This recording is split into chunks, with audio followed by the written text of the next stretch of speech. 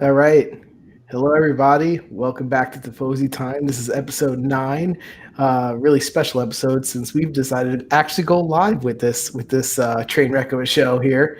My name is Frank. This is Chris and Dan. Say hello, fellas. Hey, I am so nervous right now.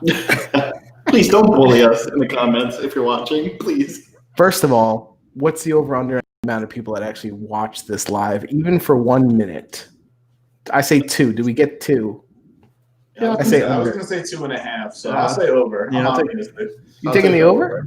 Yeah, Wow, easiest money I ever made. But for those of you guys that that are watching or watch this recorded, this is a weekly show that we do talk all things Juventus, Serie A, and soccer, and mostly Italian soccer, and then anything else that catches our fancy. You'll get some analysis. You get a whole lot more joking around. No guarantees it's actually funny, but that's what we're gonna do here. And let's set it off. You want to set off with the Juventus game? Feel free to write in the comments if you want. We will read them. we already got the producer's wife chiming in. Oh, the producer's wife. Since she's our sister-in-law, does she count as a full watcher or just half? Yep. No. I can see your comments, Kim. Yes, I see that. All right. Thanks Yeah. for If anyone's watching, we expect you to carry the show. So please comment throughout. All right. All right. Yeah, I guess we always start with Juventus. Let's start with Juventus again. All right. Let's do it. Pop it up, producer boy. Guys, look, I got the score correct this time. Yes. For those of you guys that haven't watched, or maybe you have, you notice that we have graphics now. They're not always correct. It's your job to fact check Yes. You win a prize if you find something incorrect. All I'm right, so impressed. who wants to start?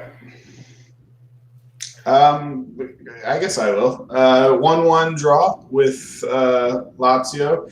The game where, if you saw in the beginning, the warm-ups, Keza got hurt, so he didn't play. But he was originally in the lineup. As far as the game, Juventus, I actually didn't mind the way Juventus played, especially in the first half. Ronaldo, who else played? Morata and Kulusevski on the counter, and when they had the ball flying forward, that's scary for opposition, defenses to go up against. And they did that a few times where all three of them just like full out sprints carrying the ball. I actually liked the way they played. I questioned some of his Pirlo's moves. Like for Bota, I wouldn't have played. I would have just put McKennie in that spot, and I think he would have had a better midfield. But the part that kills me, and I hate bashing Dybala because he hasn't had a good season, but he gets the ball, he turns, and he dribbles out of bounds, and immediately Inzaghi tells his player, turn, go, throw it in, and then Correa dribbles two people, passes to Caicedo, and they score the equalizer the 93rd minute. It's like I felt so bad for Dybala, but it was like a bonehead, like just stupid play, lazy play that caused the tie. He dribbled between two players, and then Bonucci's covering Caicedo, so that's useless. But it was a perfect shot. But I just felt bad for Dybala because you just dribbled out of bounds, and they got the ball back. All you had to do was just kick it up the field, and he dribbled out of bounds. Let's face it, it's not the reason they lost. Exactly. No, but I just feel bad for him. Yeah, I blame more Bonucci marking more than falling asleep. I mean, that's something that happens on amateurs, right? High school teams, exactly. You fall asleep in the last minute. I mean, and they've done that a few times. So I've seen our producer Dom do that many times in high school. So that's right. He actually never scored an actual goal for our team, but give credit for Lazio because they score these late goals all the time. It's like 3 weeks already. I can remember where they scored in the 80th minute or later. Caicedo is just like a super sub, so always scoring late at the end of the game, and they didn't give up. They tried their hardest till the very end, and it paid off. They got the 1 point. That's a good point for them. Well, listen, there's no doubt in my mind the best midfield we have to play, and I think Pirlo is going to fall into it. Just a matter of how long he's going to fall into it. But, I mean, right now, the two guys that should be playing in midfield any game that's somewhat competitive is McKennie and Rabiot because they're the only two that actually make a difference there in their work rate, right? And I don't know. I just think we don't have the luxury right now. We just don't have the luxury to play, even with 7 or 9 of the right guys. We need all 11 because, I mean, I don't know. It seems like Ronaldo comes on and scores and he does his part, and you can never blame him. But then part of me is like, that's also part of the issue with Juventus. It's like we should not be that dependent on one guy. So, couple things. You have to give credit to Lots, right? Like, came back, nice finish. Give him credit, right? A couple things. Frabata was the first game that I noticed that, like, I don't know, man. He should definitely not be starting based off that game. I don't think he had a good game. Rabiot, I love Rabiot. He's been awesome. He runs. He plays defense. You love him this year. Well, ever since he put his hair up, man, he's been good, man. He runs. McKennie needs to play. There was something else. Morata, what a complete player he is. Passing the ball, trapping it, like just knows what he's doing. I love him. He's been great. I'm so glad Suarez fell through because that's who I wanted all along to come through. No, Morata's been their most consistent player to me. And on Rabiot, last week I think I said that was his first goal. That wasn't his first goal that he scored. He scored that crazy goal against Milan last year. I don't know if you remember, where he dribbled like 60 yards and put it up for 90. But you're actually seeing him attack more this year and actually going forward and taking shots, which is nice to see. Last year he wouldn't have done any of that stuff. It was just passing sideways. Something clicked in the last, I wouldn't say, third or fourth of last season when he came back in terms of his physically and the work rate and the speed that he's able to press and attack and wing back the ball and then actually even drive forward with more speed. I mean, at the beginning of the season when he first came, he looked like a prancing deer. It was like, dude, where are you going? You have to remember, he hadn't played in how long? Like he was not. It was a full year. Yeah. But I mean, like I said, I really don't think they played bad. You want to see them get more than 1 point, but I mean, it was one play. Correa made a nice play, dribbled between Demiral and Bentancur. Yeah, passed it. It was a great turn and it was a great finish. I mean, the finish was good. Correa made a nice move, but when you're Juventus, I mean, that's something Inter does, right? You give up the goal. For sure. That's something that in the last 2 years, I mean, Juventus has not been able to close out games and avoid giving up a goal. And it doesn't seem like it's getting fixed anytime soon because, that's part of the DNA, right? It's like winning 1-0. When's the last time they actually did that? And yeah, it was a nice play by Correa and a nice finish. I mean, even though he had Bonucci on him, so that kind of increases the chances of you doing something nice and scoring. That was a nice shot. It was a very nice shot. It was fine. And this is Lazio with Immobile, Strakosha, Leva, all out with COVID. So, like, they were down a lot of people and had to make a makeshift lineup. And, like I said, all credit to them. They played well, especially the second half. They dominated more of the second half than the first half. Yeah, ultimately, I mean, honestly, it was a pretty even game. It was I expect more just because it's Juventus, right? And I just think now I'm starting to I need Pirlo to kind of – I think he knows – which guys give him the most in the midfield, but he still seems to be tinkering a little bit. And I think he's got to try to, really get the core of the team, the same 7 or 8 guys playing, and then figure out the rest, right? And I just think because there's no guarantee McKinney and what do you call it, Rabiot is going to have the same form all year. So let's get the next 10 or 15 games when they're playing like this, put them on the field, and then be a little consistent with the lineup. You have somebody going good, keep them in. Stop rotating so much. Especially since the last game McKinney played in midweek? Didn't he play 20 minutes? 15 minutes. Yeah. But that's another thing you have to keep into consideration too. They have a lot of games to manage, right? So he's gotta, and you gotta keep players happy too. Who wants to sit the bench? I will give him credit that he actually took Ronaldo out. I don't think Ronaldo was that hurt. Well, Ronaldo was hurt. No, I don't think he was. I think he hurt his ankle, but I think he was walking it off and he pulled the trigger. And I do give him credit that they actually took him off, and it wasn't like, you have to play the 90 minutes on one leg. Him and Morata both tweaked something, and they both were out. It's a good thing that they got the international break, but coming up. But my takeaway is Juventus on the counter. Like, I really liked them.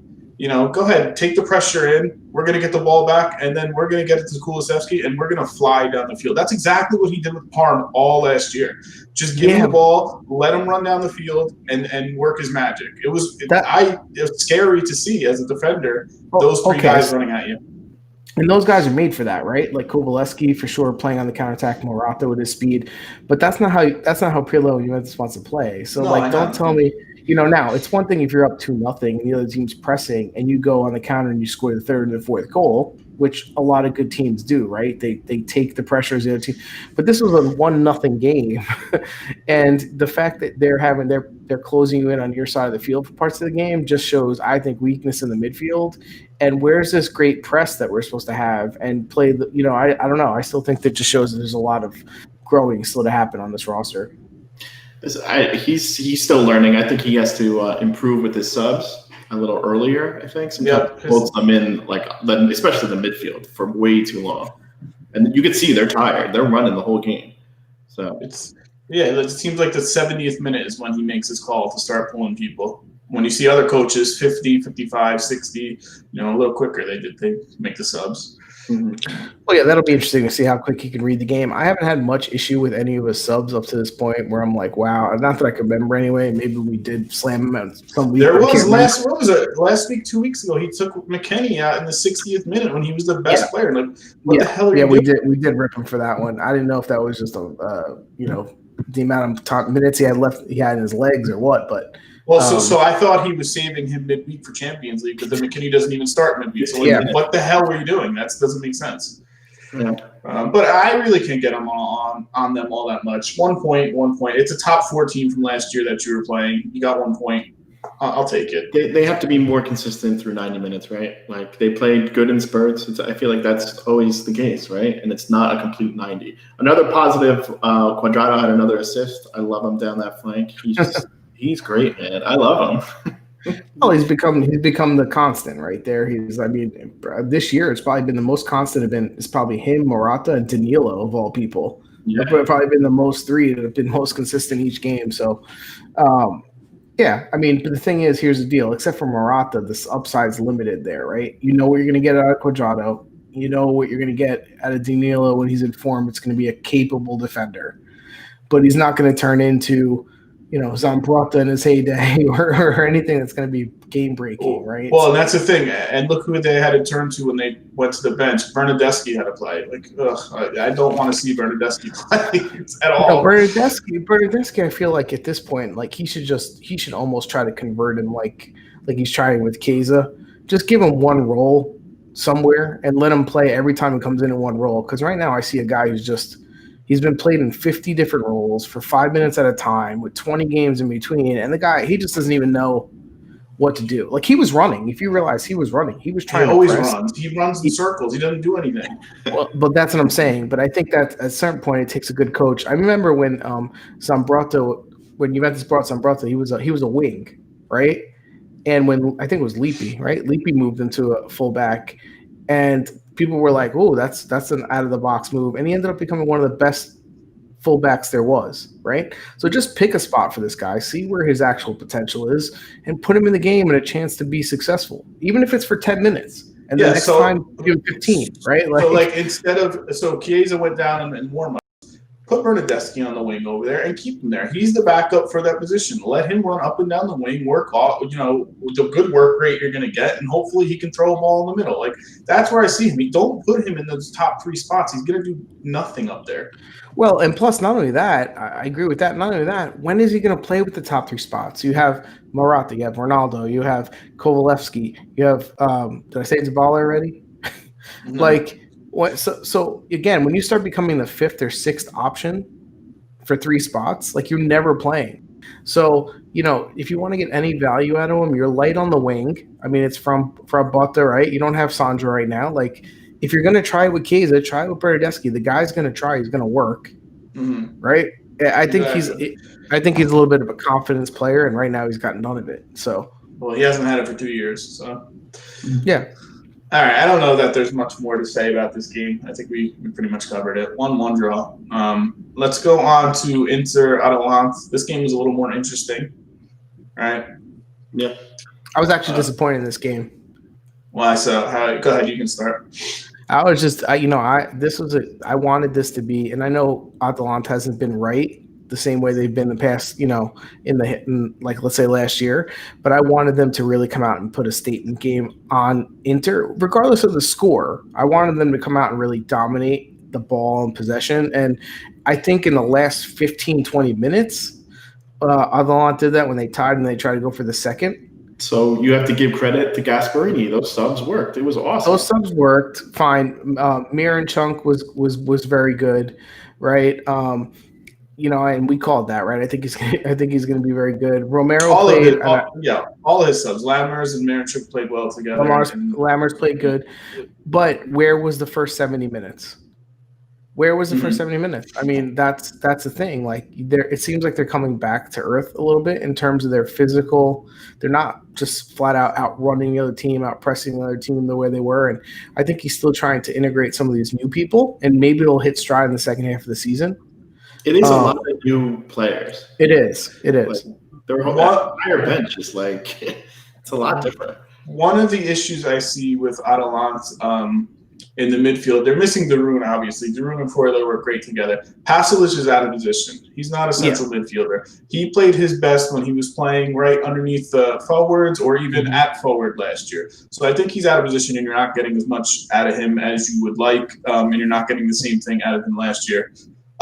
Frank, you mentioned Romero. Romero, that was the best game I've ever seen Romero play. I want an apology from both of you. Listen, he played one good game. Let's relax. Okay, one of many. Watch by the end of the year. I'm telling you, he's going to be shut down Lautaro. It wasn't even funny. He beat forwards down. Right. This is what he gave you. He said, "Let's stand toe to toe, and I'm gonna outmuscle you." And he did it smart this game. He didn't get a yellow card. That's what I was gonna say.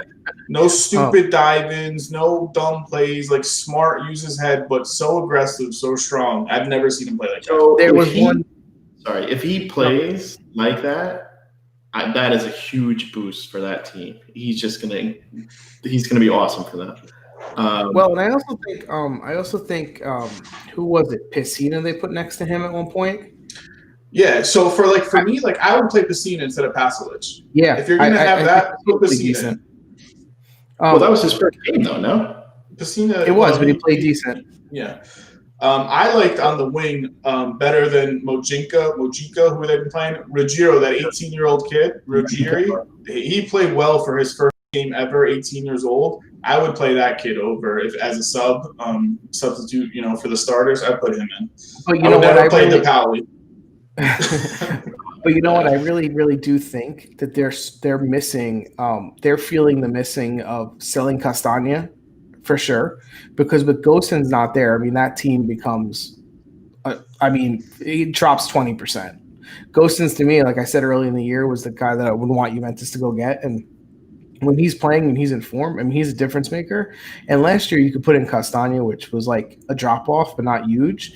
And, maybe they have something here with Ruggieri, right, to have him come in. But until they figure that out or get Gosens back, that's one less plus. So Castagna played on the side that Hateboer played on. So he didn't really ever come in for. Yeah, but he used to come. He used to play sometimes, but more so it was a switch between Hateboer and Castagna on that side. I think Ruggieri, whatever his name is better fit than Mojica on the other side. He's young though.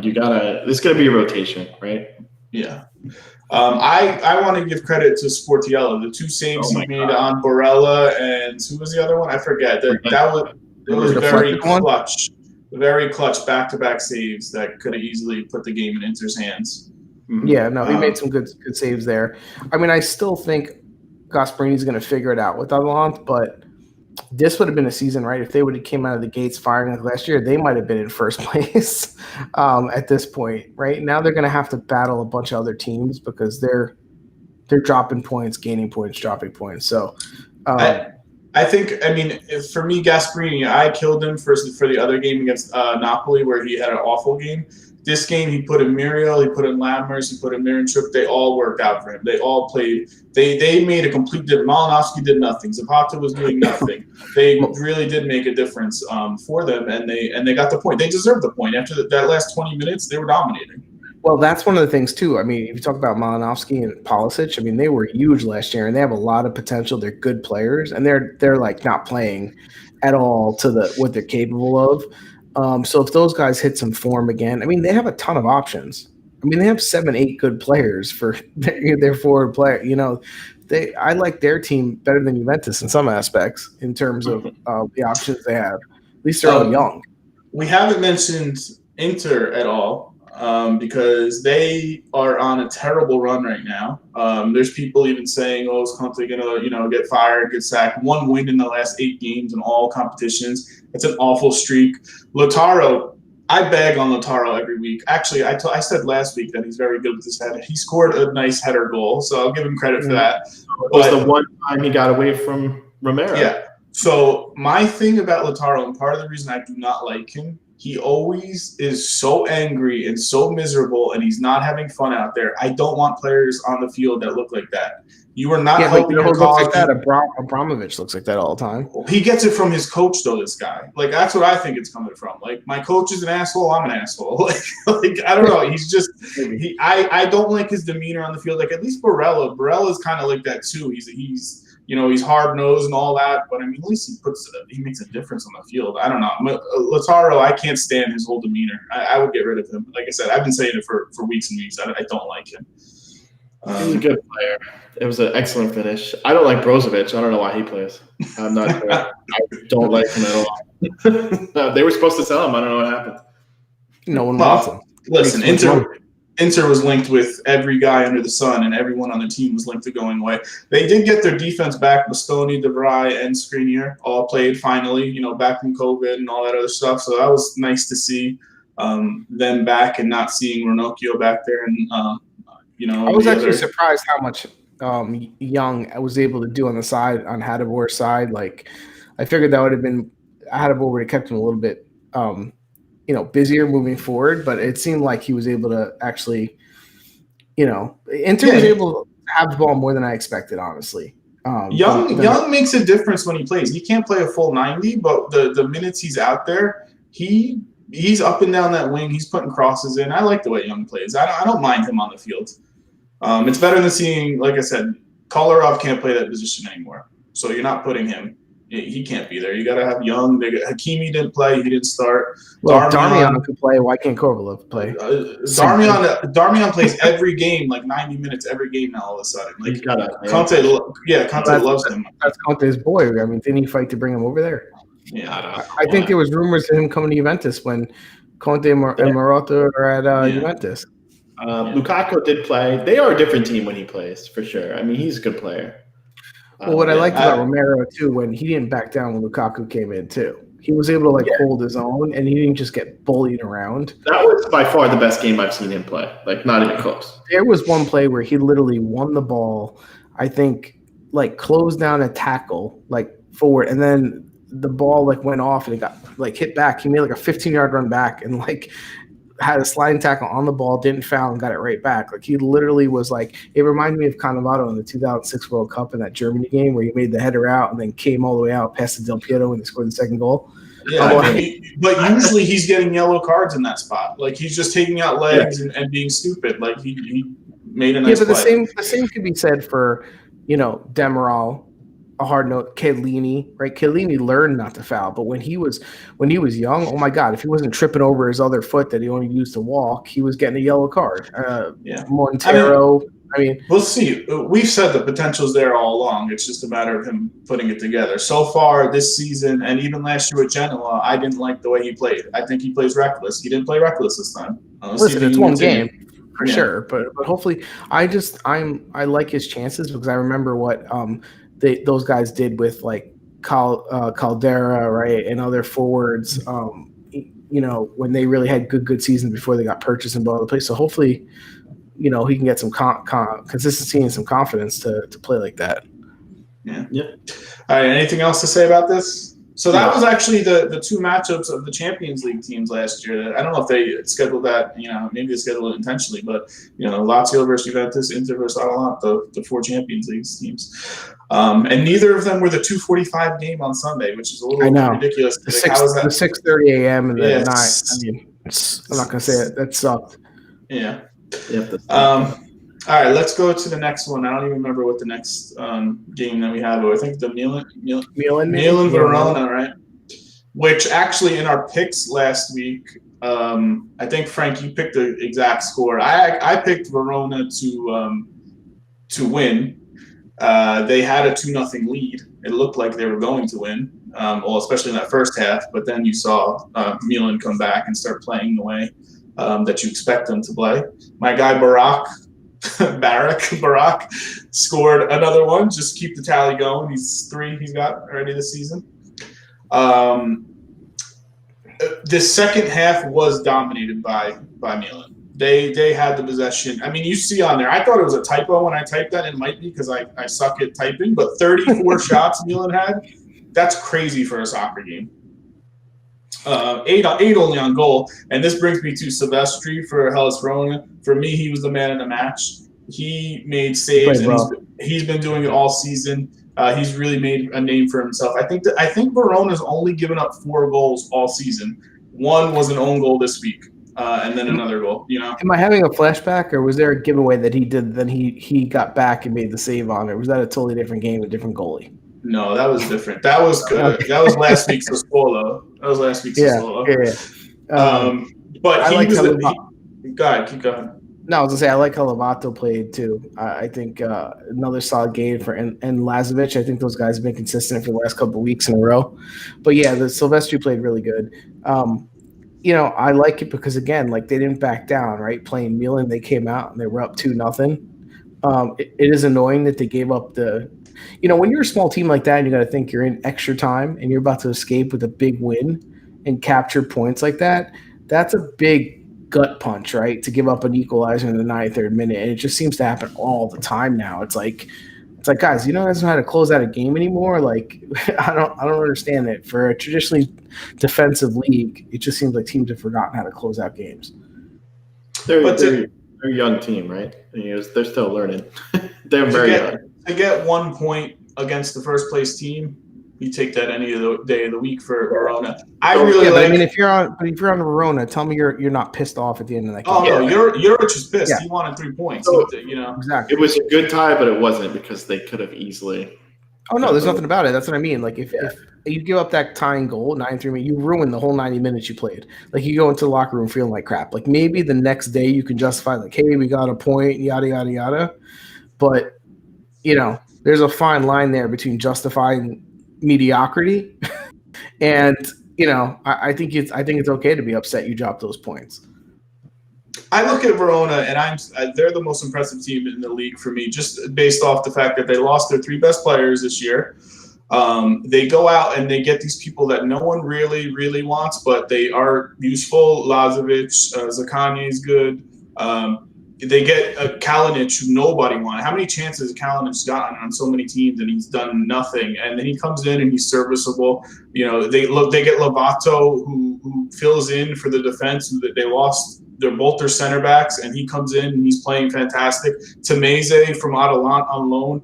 Really, really like the way he didn't start yesterday, but I really like the way he plays. Coley, who was Frankie's player of the match, another loanee. Like they go out and they get players, and not only are they decent, but they seem to be able to fit roles for their team.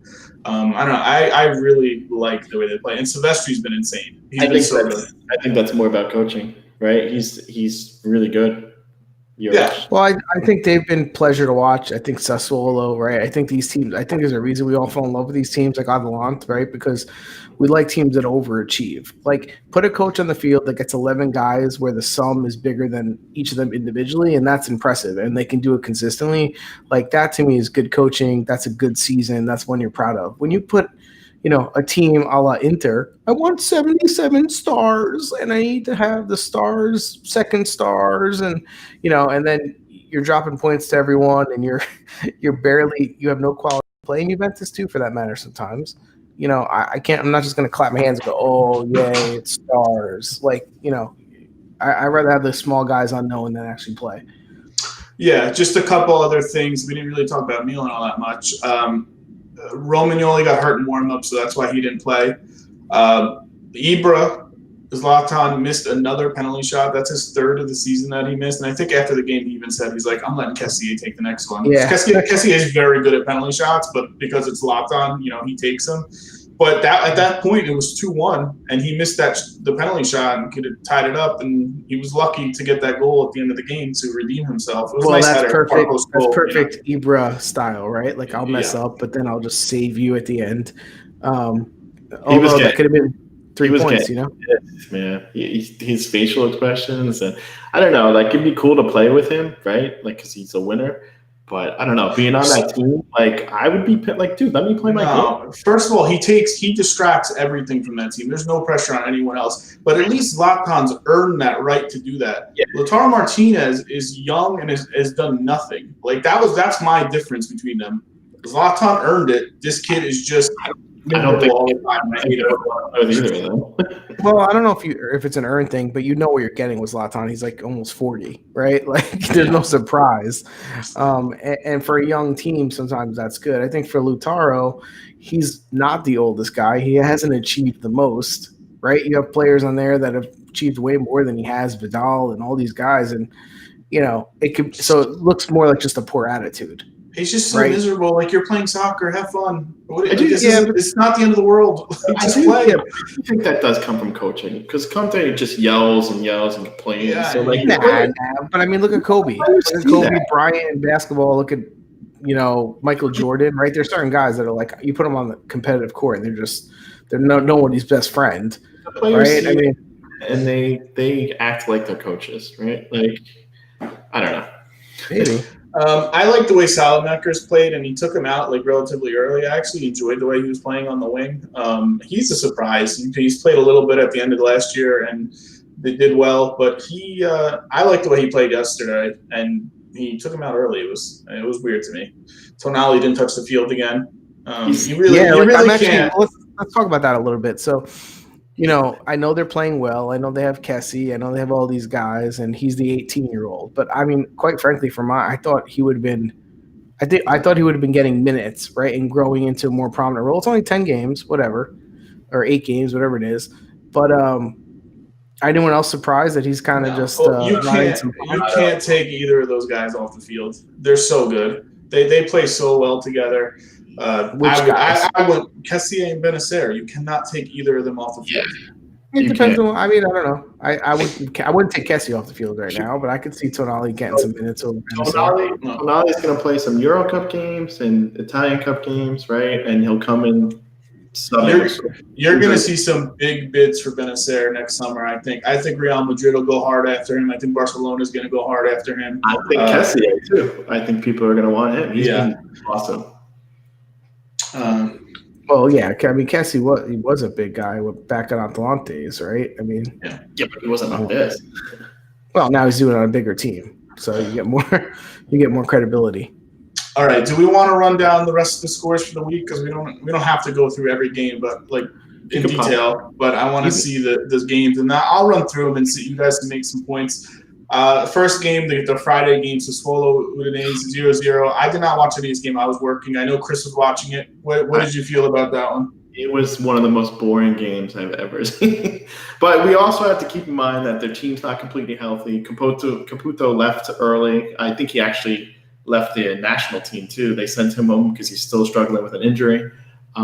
So he got taken out. But you can't use that as an excuse. I mean, they played the same team where they beat, the week before. Yeah, I mean, that's a win they should have had, right? Udinese should be thrilled that they got a yeah. It's like Caputo's corner. Caputo's corner. It's like you can't beat Napoli the week before. We're praising how you won with all these guys out, and then you lose, and then you tie, right? Yeah. It's like, come on. It's a disappointing result. You're right. I mean, it just a trash game. You think let down? When I watched them, they're entertaining, and it was very boring. It was not entertaining. All right, so then the other games, I don't have the list. Our producer took it away. I see produced. 2-0 Coyote over Samp. Again, I was actually a little surprised. I didn't see the game, but I was surprised at the score line when I saw it because I thought the scores that they had been having recently, and I thought Ranieri probably was getting them on the right track. So the form that Sam's been on, they've been winning and winning against good teams. that evens out throughout the season. 3 good ones, they'll probably have a tie and a loss their next 2 games. It's just they're not consistent enough. That's why they're not even in contention for anything ever. Benevento, Spezia, 2 teams that moved up from second division. Spezia dominated this game. I actually watched this game. I don't know why, but I didn't see it. I watched most of it. Nzola scored his first 2 goals, the young French kid. I liked Ngazi on the wing over there. Matteo Ricci, for me, I really enjoy him in the midfield. He's one of my favorite players. Matteo Ricci. I enjoy him in the midfield. He controls the play and does well every game that I see him play. Spezia, they got a nice little team. And Benevento, just like I said the other day, they let up way too many goals. They've let up by far the most goals in the league. I knew that coming in. They want to attack and not play defense. They also have the oldest team in the league. Yeah. Well, that's like one of, you know what that is? That's like, all right, we're going up a division. We probably got there with a bunch of old guys. Let's get as much cheap experience as we can. And start playing some defense because you're going back down. If you don't, they're not gonna. That's a good win for them. That is a great win. 3 points. Listen, 3 points for a team that just got promoted. That's a huge win. Parma, Fiorentina. So I don't know if you guys saw the news. This is a 0-0 game. I didn't watch any of this game. Iachini got fired today. Yeah. So Prandelli is the coach. We called it. I've been saying Iachini needs to go. Camiso said I'm not firing anyone until anyone else, teams below me start firing the coach. He didn't stick to that, obviously. Iachini left.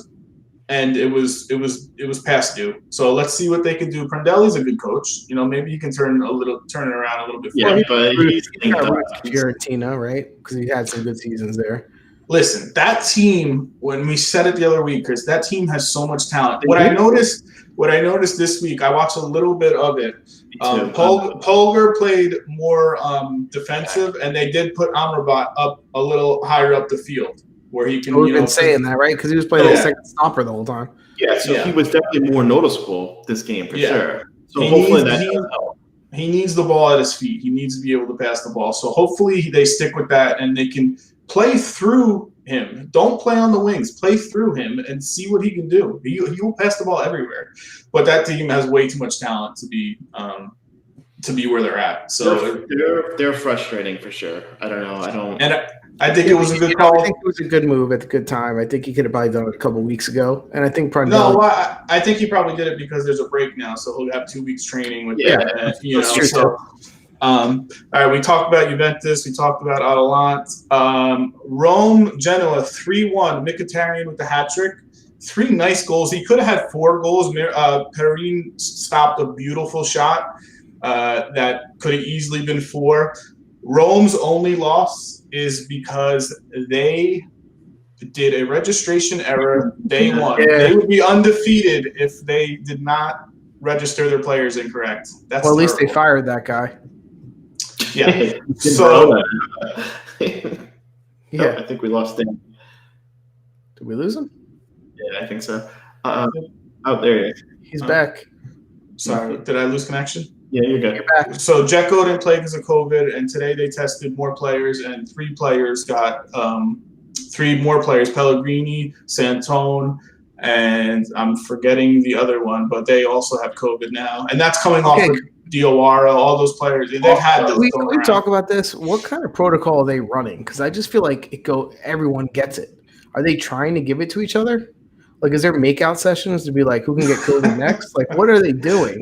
They're all together. What do you want? Like, it's gonna happen. But also, Spinazzola's out 3 weeks as well. Spinazzola got hurt in like the 16th minute, and Bruno Perez came in. Yeah, so he's out. I think at least 3 weeks. But Rome, a list of 41 people. They called. He was. We're gonna go through that list. There's so many people who are not gonna show up to that. But 3-1. They're in 3rd place or 4th place right now. And we said, new ownership. They had a rocky start with that stupid forfeit.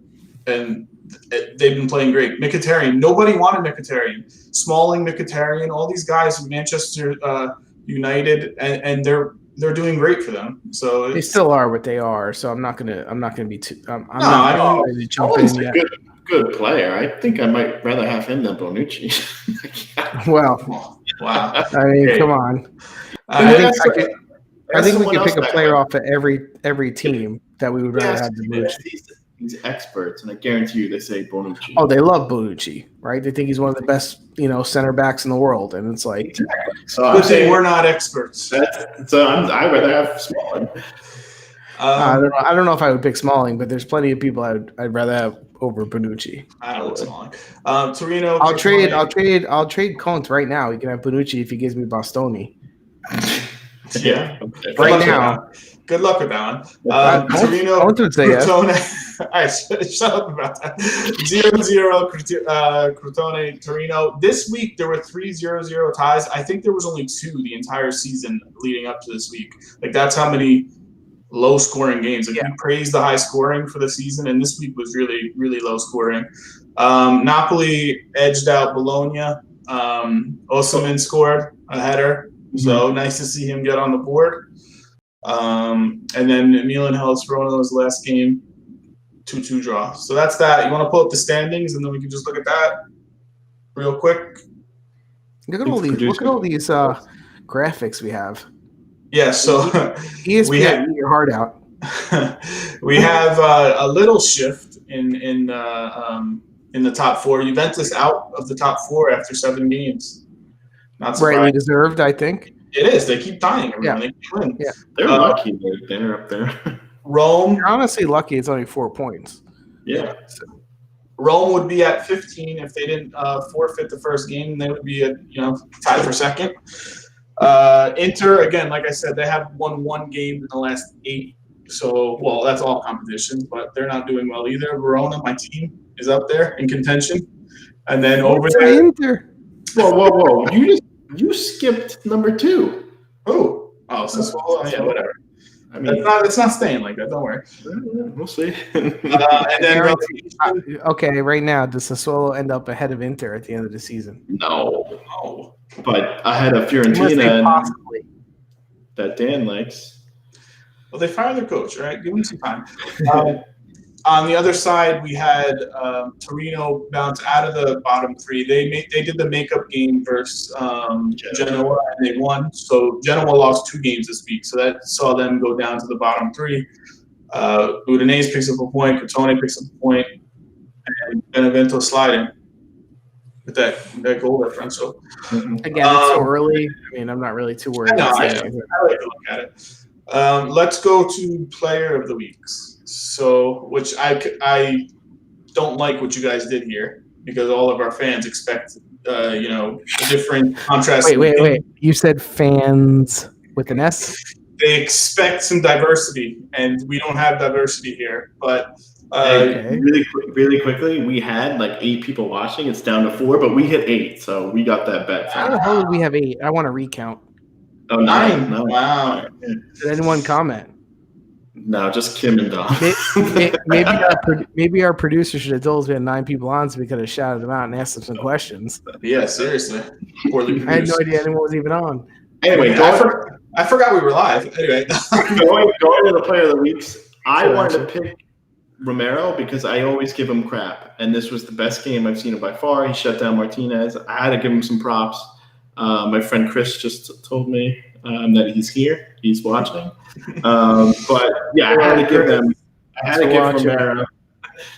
give Romero some props. He played very well. Best game I've seen him play. So. Those graphics are really good, right? He enjoys the graphics. I'm glad. Chris enjoys the graphics. We will keep doing them. He's our number 1 fan right now.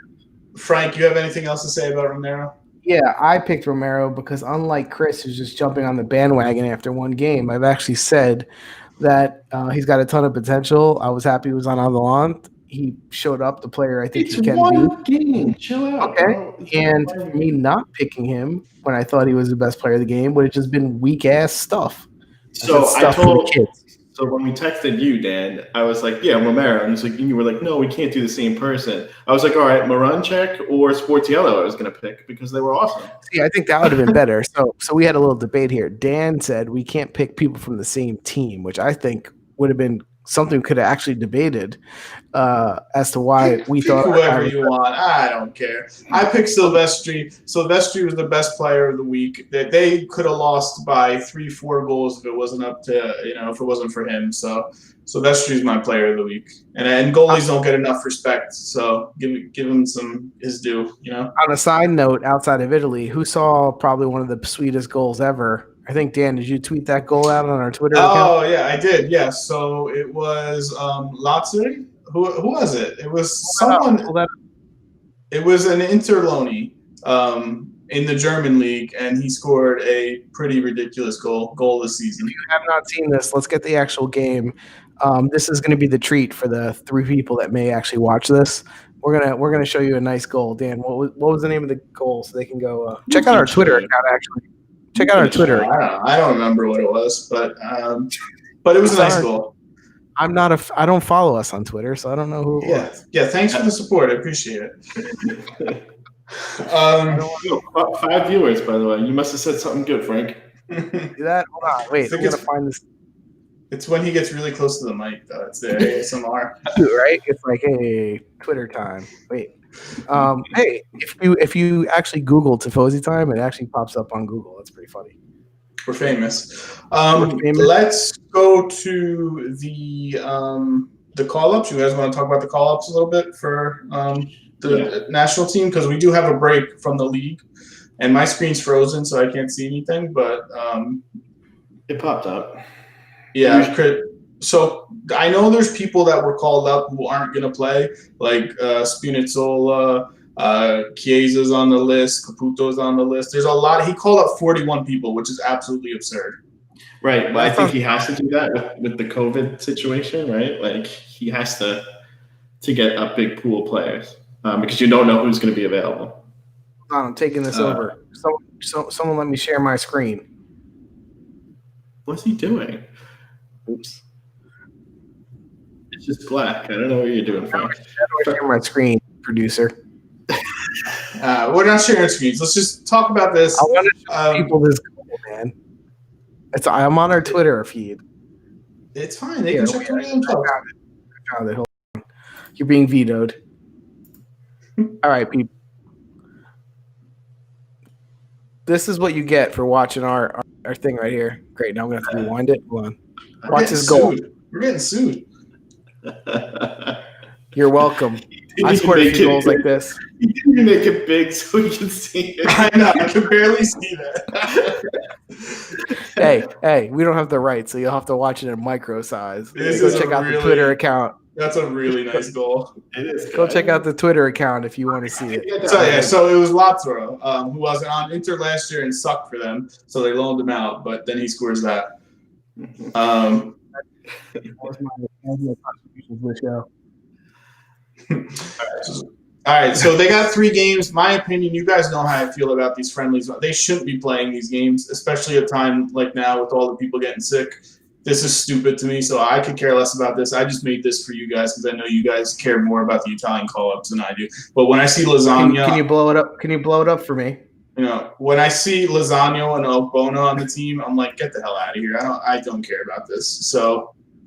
so I like, as always, Italy's got a lot of good goalies. Cragno's good, Donnarumma, Merritt, Sirigu. We're good there. Bonucci's still on the list, so we're pretty limited. You're going to analyze Ogbonna made the list? Yeah. Ogbonna made the list? Are you kidding me? He wasn't good when he was on Juventus 37 years ago.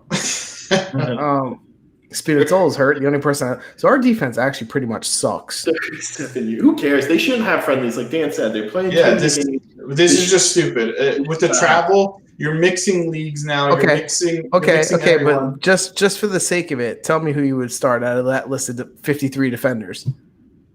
The defenders, I would start. Yeah. Hold on. I would start Spinazzola, but he's hurt. I would start Acerbi. Hard, right? I would start Acerbi. I would start.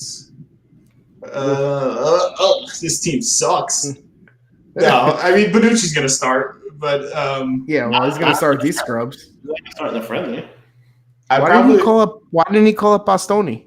I don't care if he's 18. I think he was coming back from the injury. I don't know. Why didn't you call up Tonali? Who cares? It's experience. Tonali's there. He's on the bottom.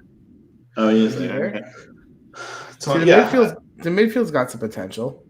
The midfield is great. They have a great midfield. Let's move on. I wouldn't say great. I said got some potential. Okay. Let's move on. Are there any more slides?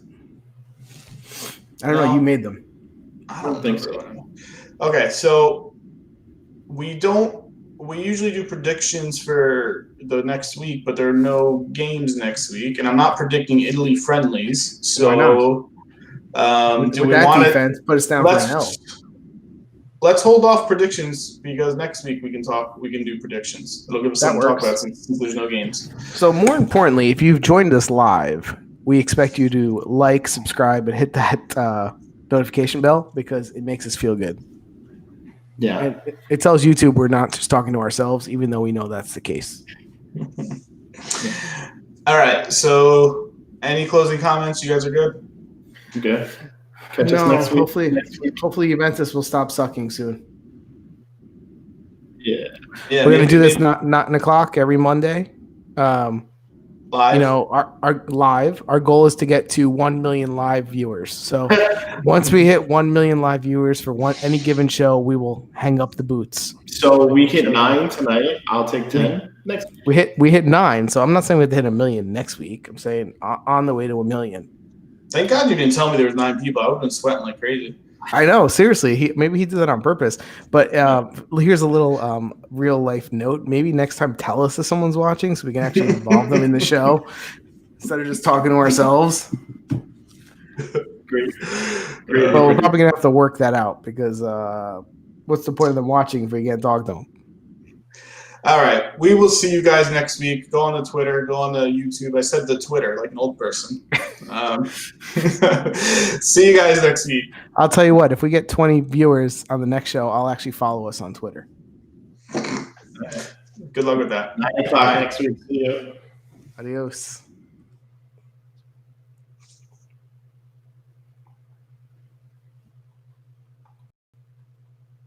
We have 83